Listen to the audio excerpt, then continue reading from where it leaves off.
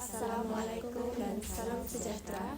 Hari ini kami akan melakukan temu bual di Happy Child Care Center.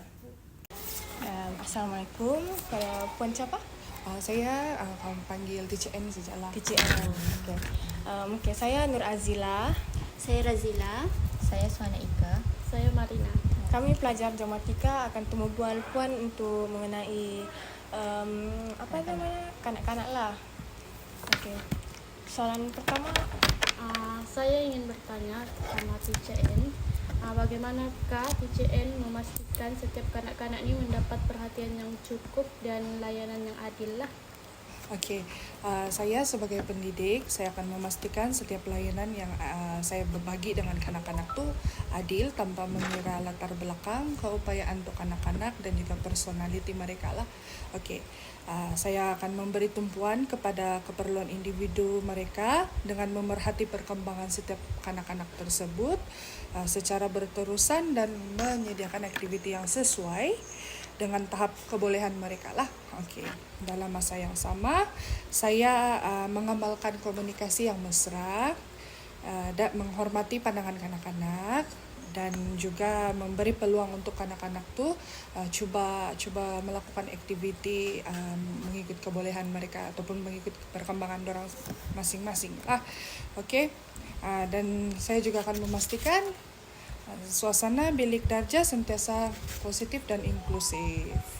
Okey, supaya tu kanak-kanak dorang lebih berasa dihargai lah. Okey, sebab dorang boleh ada peluang untuk participate semua aktiviti, macam dorang tidak rasa rendah diri begitulah. Okey. baiklah. Untuk soalan kedua, Okey, soalan seterusnya, bagaimanakah TCN membangun hubungan positif dengan ibu bapa? Okey. Kalau bagi pendapat saya sebagai seorang pendidik di Taska dan juga sebagai seorang penyelia di Taska Happy Kids lah. Okey, saya suka kalau macam sama-sama parents kan kami bertukar pendapat lah, macam kami boleh bagi dorang itu parents pandangan, parents boleh bagi pandangan sama kami supaya tu orang bilang kami tahu tu kanak-kanak punya perkembangan, parents pun boleh tahu apa perkembangan kanak-kanak dorang. Macam di Happy Kids kami sediakan satu box, kami panggil tu peti cadangan lah untuk parents bagi macam bukan jugalah bagi komplain, tapi bagi kami penambahbaikan lah untuk kami sebagai pendidik, bahagian manajemen dan juga mungkin bahagian Taska. Mungkin orang boleh cakap okey, Tisha sini tidak sesuai mau letak kerusi begitu kan apa, begitulah. Kedua dia macam saya cakap tadi, kami kongsi perkembangan tingkah laku kanak-kanak, terutamanya kanak-kanak yang mungkin ada masalah dalam tingkah laku lah terutamanya. Okey, untuk macam kita inform sama tu parents supaya tu parents pun at least orang ada tahu sikit kan, macam okey dia tahu anak dia mungkin di rumah tidak jajal, begitulah. Biasanya begitu tu. Ada kanak-kanak kan dia di rumah dia lain perangai, dia di Taska lain lagi gitu. Okey, jadi itu sajalah kalau yang untuk soalan yang itu. Seterusnya soalan ketiga dari saya, apakah langkah-langkah yang TCN ambil bagi memastikan keselamatan kanak-kanak di pusat jagaan ini terjamin?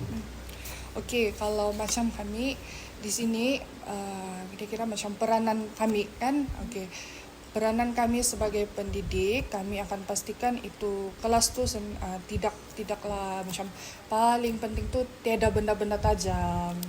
Okey, contohnya kalau macam ada bucu-bucu meja macam begini kan, mesti kami memang kami akan lapis. Satu lagi inisiatif kami letak itu floor mat, supaya kalau macam contohnya sekiranya kanak-kanak terjatuh pun kan dia tiada risiko lebam, macam begitulah.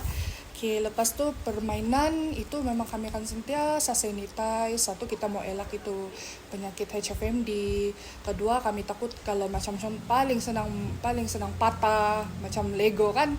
Itu dia patah kadang-kadang kita tidak nampak tuh. Kalau budak-budak main takut nanti tergepit atau terluka. Sebab kami ada beberapa kali juga kejadian yang begitulah tidak sengaja kan. Oke. Lepas tu kami pastikan juga di pintu sama pagar berkunci lah.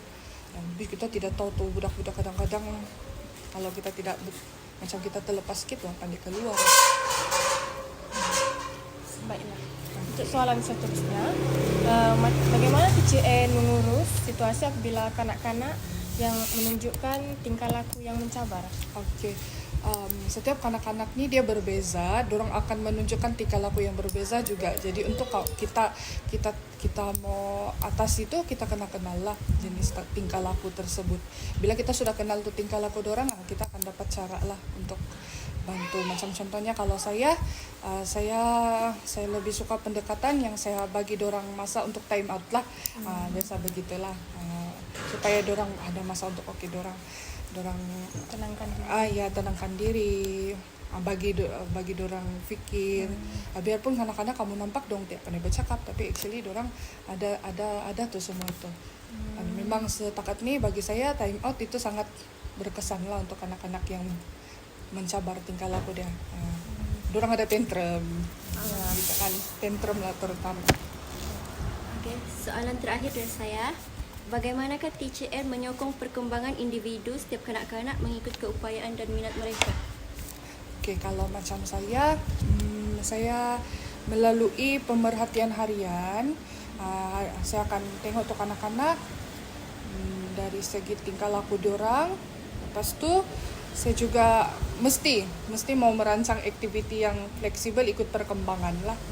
Okey, dan juga kalau saya suka bagi pujian sama budak-budak lah.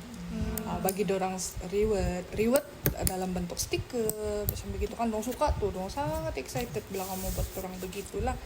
Lepas tu paling penting kalau sama budak-budak, kamu bagi peluang sama tuh anak-anak dengan adil.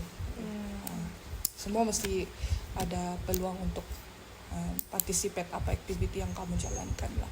Tanpa kamu kasih beza, kamu cakap itu budak ya tidak pandai ataupun lah.